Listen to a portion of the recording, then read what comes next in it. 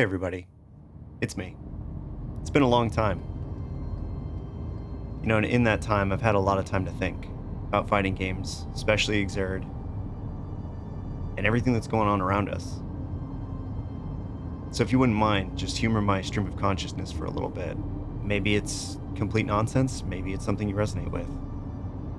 I've been really busy lately with a bunch of project work. It's taken me away from Xrd. It's during that I've kind of really been reflecting on one of the most important things that we all face.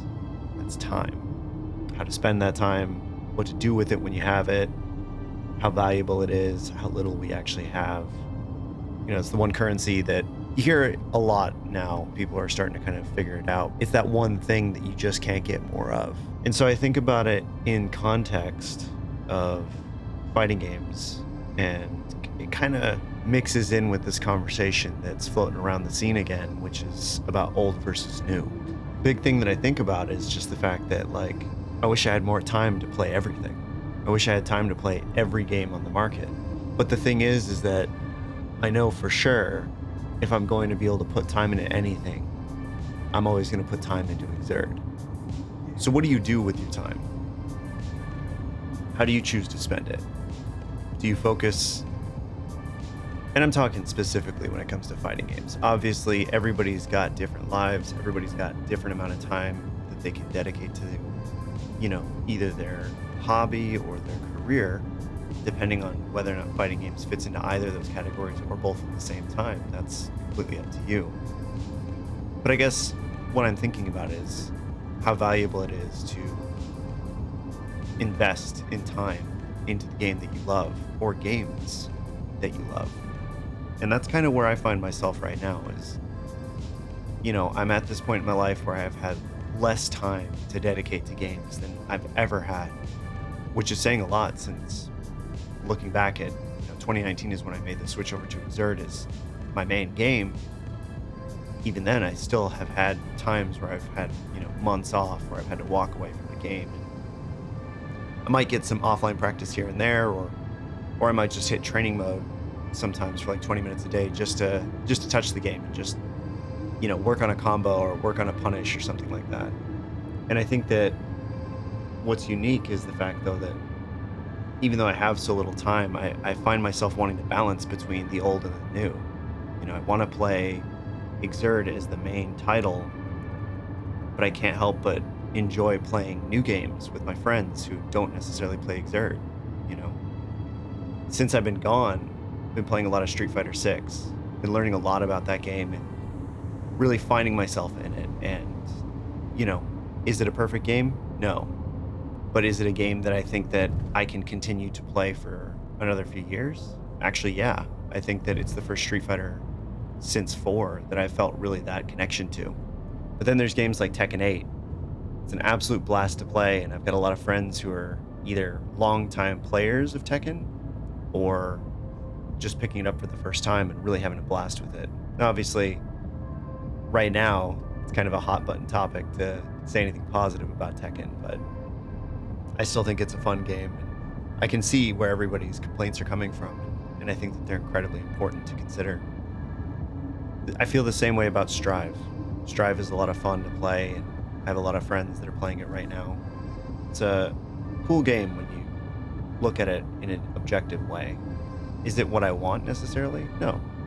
But I'm so stoked that there's a game for people out there that love it, And at the end of the day, I think that that's the way I feel about every fighting game on the market right now. We live in a golden age where you can play anything and everything.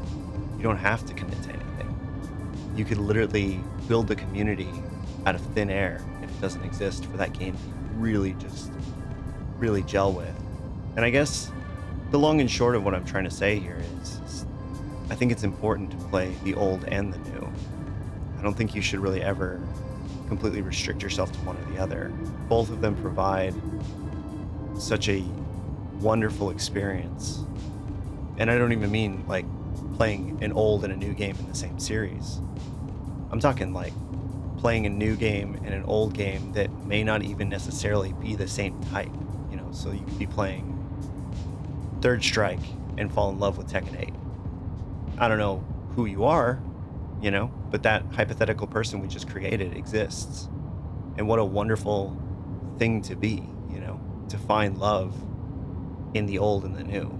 I think that that's what I want to do with my time, is I want to spend the time playing the games that I love, and also at the same time really relishing in the fact that there's still games coming out that are providing me new experiences, new things to get excited about, while also still consistently revolving on an old game.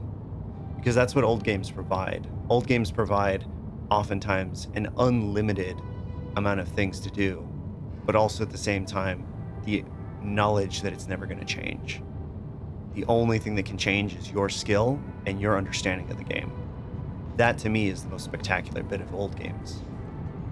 Sometimes these old games are underexplored, sometimes they are fully mapped out, and it may seem like it's all solved. That's never the case. Old games have a lot left to learn, and with every new generation of fighting game players, and also all the new generations in the way that we communicate about technology and about discovery and matchups and all these things, it's always going to continue to evolve, and we're going to see new revolutions, new revelations within old games that will put them on a different level. Of course, you have certain games like, you know, Marvel 2 or even Marvel 3, which isn't as old, where it feels like you kind of have like a general idea of who the strongest are. But the best part about a new game is you get to see all of those ideas either evolve or completely change. You get to experience something completely new.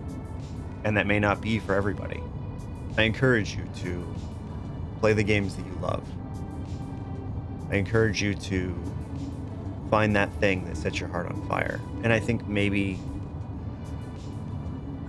why I have this perspective is because I have a home.